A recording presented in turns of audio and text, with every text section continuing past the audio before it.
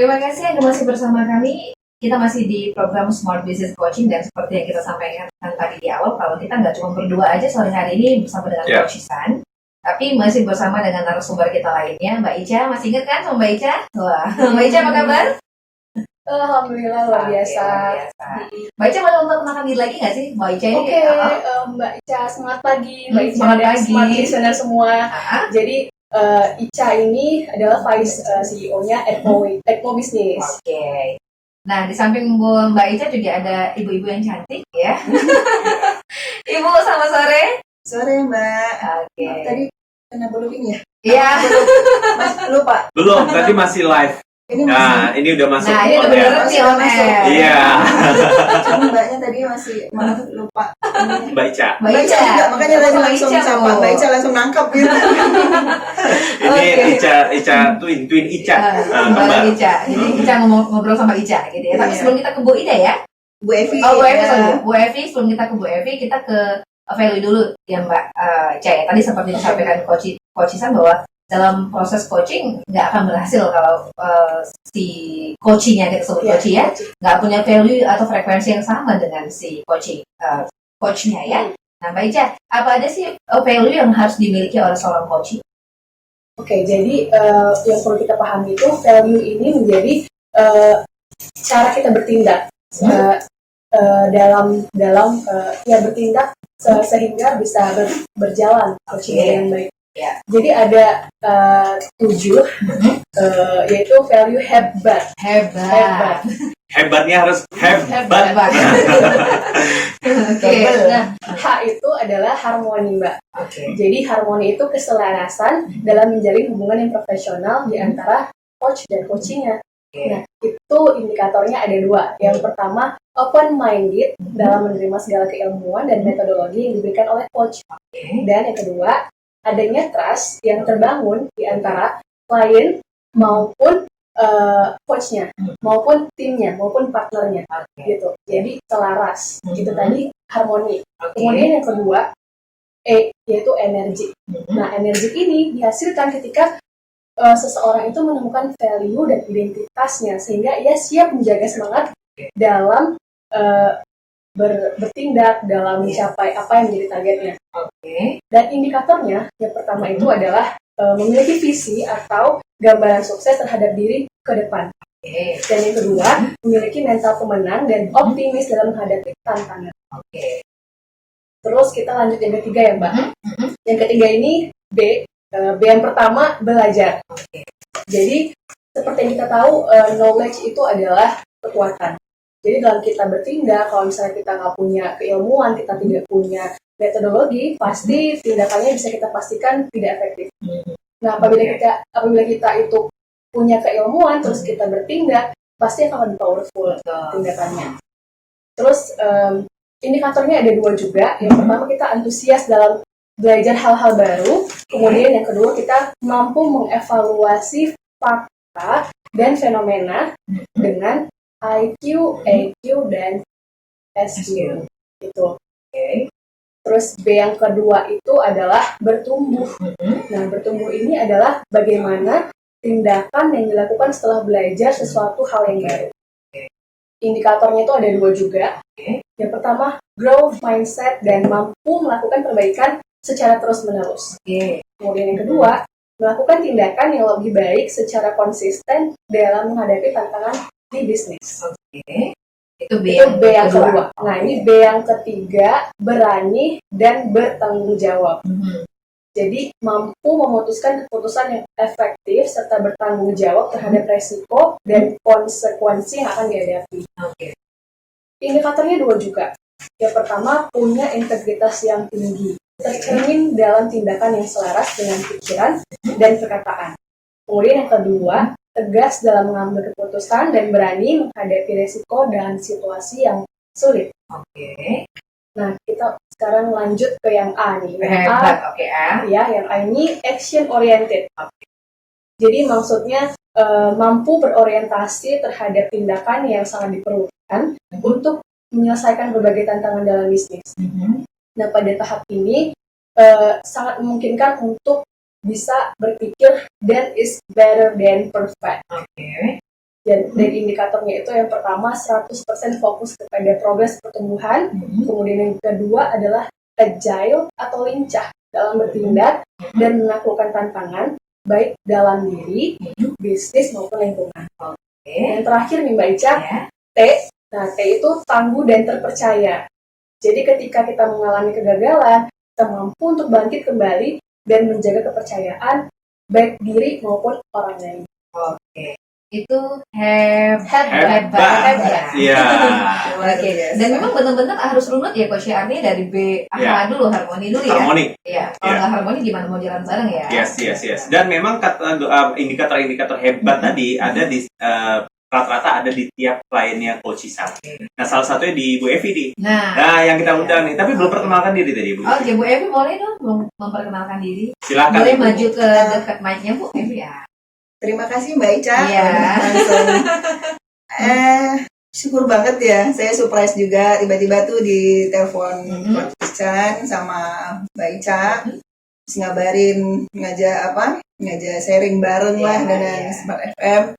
Wah, luar biasa nih. Juga dibuat kesempatan. Terima kasih semangat. Coach. Biar makin semangat. Mungkin dari saya, perkenalkan saya Ibu Evi, saya mempunyai sebuah perusahaan yang sedang dirintis, ya insya Allah akan menjadi besar gitu ya. Optimis ya Bu. Namanya dengan Vimat, terus saya sebagai owner, kebetulan hari ini saya juga mengajak asisten saya berada di sini. Nah, untuk menemani juga, ya luar biasa. Saya baru pertama kali menginjak di Smart FM, langsung tiba-tiba sudah, ya luar biasa lah buat saya hari ini. Oke. Terima kasih. Mungkin itu yang ini. Kalau sama Coach Isan biasanya luar biasa terus, Ibu. Iya, semangat pagi terus. Semangat pagi terus. Betul. Oke.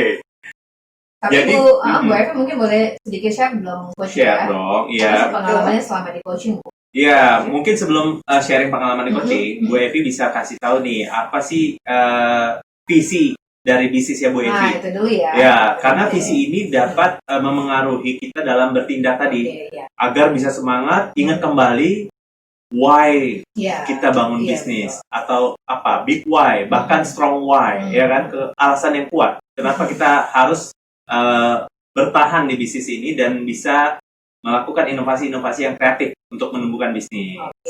Silakan Bu Evi, share dong ke teman-teman. Smart listener. Terima kasih.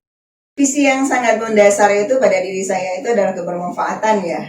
Jadi di dalam sebuah rangkuman visi yang akan kita tebarkan kepada tim dan semua stockholder yang secara luas, mungkin kita mempunyai visi menjadi perusahaan yang luar biasa yang dapat memfasilitasi semua stakeholder dalam mencapai kepuasan, kemakmuran, kesejahteraan baik buat diri sendiri, keluarga maupun masyarakat di sekitar dan secara luas dengan mengharap mencapai ridha Allah gitu.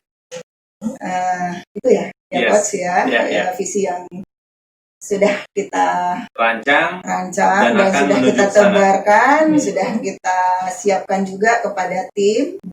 Mungkin dalam proses masih mengejar prosesnya lah.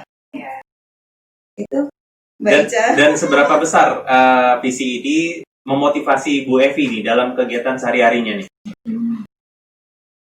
Itu prosesnya itu memang tarik ulur, jatuh bangun luar biasa, tapi semua yang dilakukan itu selalu dengan antusiasme ya, seperti setiap hari juga saya selalu memotivasi diri pada saat down, saat jatuh, saat sedang berproses, itu semua saya mengambil lagi semua motivasi-motivasi yang masuk, termasuk dari coach maupun dari mana-mana itu sukses dan ngeles itu pasti dia mempunyai jalur yang berbeda gitu ya. Orang sukses tidak pernah ngeles, kalau ngeles nggak akan sukses gitu. Tapi kalau kita lihat orangnya, sosok beliau ini nggak pernah stres kayaknya. Nah, muda terus. Iya, muda ya Coach. Jadi mungkin itu Coach yang membuat saya membangun tadi visi. Visi. Terus bagaimana menjalani prosesnya? Prosesnya itu tidak mudah ya. Kita membayangkan jalan mulus itu tidak seperti yang semua orang berharap gitu. Enak banget itu kalau udah sukses aja gitu kan, ternyata enggak gitu, pasti ada proses-prosesnya. Dan sekarang ini sudah ada 4 aspek yang akan selalu terus ditanya Bu Evi untuk memastikan ya kepada tim asisten ya, untuk memastikan proses bisnis ini bisa berjalan efektif. Nah, ini penting banget ditanya setiap hari ya, buat teman-teman smart listener juga harus dengerin nih Bu Evi, ya kan? Nah, beliau akan kasih tips ya kan, bagaimana mengontrol aktivitas proses bisnis yang tepat. Nah, silakan Bu Evi, ada 4 aspek tuh.